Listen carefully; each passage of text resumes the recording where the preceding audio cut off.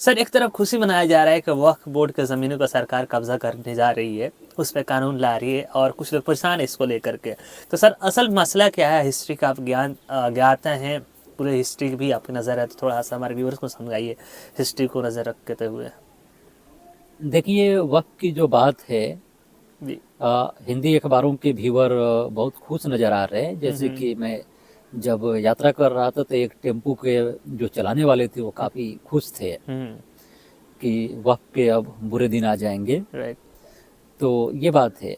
वक्त को लोग क्यों करते थे इसको भी समझिए। जी। हर कोई जो ज़मीन अपना दान में करने जा रहा है तो अपने बच्चे के हवाले भी तो कर सकता है। राइट। लेकिन कुछ लोग वो होते थे जो ज़मीनों का दान करते थे, जो देखते थे कि उनका कोई बाल बच्चा है नहीं, या जो अपने रिश्तेदारों से तंग थे, उनको कोई पूछने वाला नहीं था। तो जब वो बुढ़ापे में मरने लगे तो उन लोगों ने ज़मीन अल्लाह के नाम करके मर गए। वक्फ को पूरी तरह से कंट्रोल करती है सरकार। सल्तनत के मुसलमान सुल्तान भी करते थे, मुगल बादशाह अकबर से लेके औरंगजेब तक सारे करते थे, अंग्रेजों ने किया और आज की सरकार भी कर रही है। वक्फ क्या क्यों करते थे, इसकी कुछ लोग मजबूरियों से करते थे। जैसे कि मेरे गांव में एक औरत थी, दलित मुस्लिम थी, जो कपड़ा बुनने वाली थी। अच्छा। तो उसका हस्बैंड ने जब उसे धोखा दे दिया और उसने शादी दूसरी कर ली और गांव से निकल के चला गया। अच्छा। तो वो दलित मुस्लिम जो कपड़ा बुनने वाली थी, यानी वो जुल्हा वर्ग से थी, तो उसने अपने मजदूरी करके अपने हस्बैंड के घर के सामने एक घर को बनाई। तेरे घर के सामने घर बनाऊंगी। हाँ, तेरे घर के सामने घर बनाऊंगी, यानी एक कमरे के रूम को बनवाया जिसमें एक ही रूम था। वो बूढ़ी औरत की एक लड़की थी, जब उसने अपनी बेटी को शादी कर दी तो अब वो घर बच गया और जमीन बच गई। तो उस बूढ़ी औरत ने अल्लाह के नामे उस जमीन को वक्फ कर दिया और कहा कि या तो यहाँ मस्जिद बन जाएगा, या एजुकेशन के लिए कोई मदरसा बन जाएगा या स्कूल बन जाएगा। तो उसने वो गवर्नमेंट के यानी अल्लाह के नामे उसने वक्फ किया और वो दुनिया से चली गई। तो ये लोगों में फेमस है कि तेरे घर के सामने घर बनाऊंगी। तो वे लोग अपने बच्चों के नामे भी कर सकते थे, लेकिन बहुत सारे लोग मजबूरी के तहत ऐसा वक्त भी करते थे, क्योंकि अपने रिश्तेदारों से तंग थे या उनका कोई नहीं था। अब कुछ लोग अल्लाह से डरकर वक्त करते थे कि मेरे पास तो 50 बीघा जमीन है, चलो 1 बीघा ऊपर वाले के नाम ही कर देता हूँ, ताकि यहाँ कोई पढ़ाई करेगा, गरीब लड़का बच्चा पढ़ेंगे, कोई यतीम पढ़ेगा तो हमें दुआ मिलेगी, इसका सवाब मिलेगा।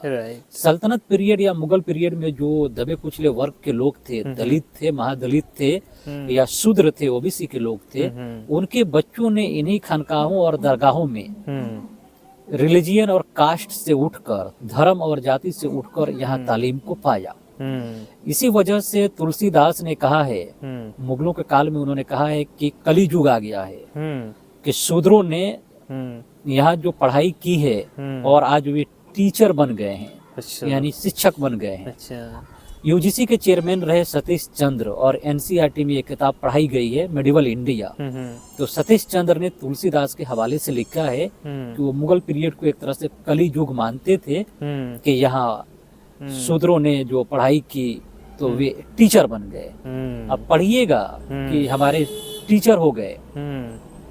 तो ये सारी बातें हैं। तो वक्फ के लेके इससे इंसानियत को जो फायदा पहुंचा, और एक दलित मुस्लिम जो कपड़ा बुनने वाली थी, उसने अपनी पति के बेवफाई के बाद उसने एक कमरे की घर बनाई, जमीन खरीदी मजदूरी करके, फिर उस जमीन को वक्फ कर दिया।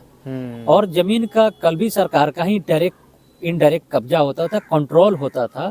ये कोई नई बात नहीं है। अखबारों को हिंदी पढ़ के और हिंदी मीडिया के पढ़ के खुश होने की जरूरत बिल्कुल भी नहीं है, होना चाहिए।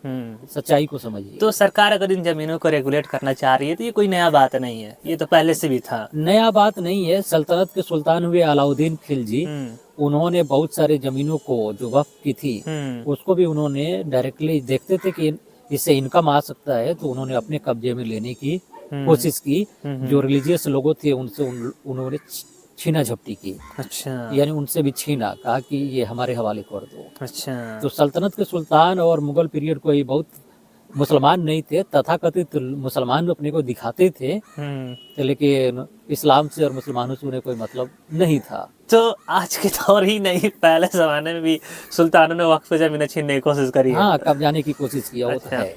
ये एनीवे सर, लेकिन अगर सरकार इसको रेगुलेट करना चाह रही है, मैनेज करना चाह रही है, अगर सही तरीके से करना चाह रही है, तो इसमें कोई बुराई थोड़ी है। अच्छी बात है, इसमें बुराई क्या है? अंग्रेजों ने ही तो वक्फ बनाया है। अच्छा। वक्फ बोर्ड अंग्रेजों की जमाने से आ रहा है और बहुत पहले से आ रहा है। मुगल सल्तनत पीरियड से 800 साल 1400 साल पुरानी ये परंपरा चली आ रही है। राइट। ये बात है, रेगुलेट तो सरकार ही करेगी ना। राइट। इतनी ज्यादा जमीनें हैं जो दान में लाखों करोड़ों लोगों ने अपनी अपनी जमीनों को दान में किया है, तो उसको कोई एक इंसान रेगुलेट नहीं कर सकता है, उसको सरकार ही रेगुलेट कर सकती है अच्छे तरीके से। नहीं तो अननेसेसरी कब्जा होता जाएगा।